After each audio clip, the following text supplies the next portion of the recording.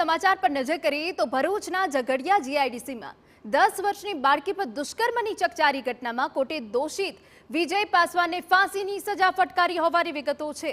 આ કેસમાં કાયદાકીય પ્રક્રિયા 72 દિવસમાં પૂર્ણ થઈ હતી, જેમાં સરકારી વકીલ પીબી પંડ્યાની દલીલોએ મહત્વની ભૂમિકા ભજવી હતી। કોર્ટે આરોપીને ફાંસીની સજા ફટકારી છે, જે સમાજમાં એક મજબૂત સંદેશ મોકલવા માટે મહત્વપૂર્ણ છે। આ ઘટનામાં બાળકી 8 દિવસ સુધી સારવાર હેઠળ રહી, પરંતુ અંતે તેનું મૃત્યુ થયું। કોર્ટે આરોપીને ફાંસીની સજા ફટકારતા બાળકી અને તેના પરિવારને ન્યાય મળ્યો છે।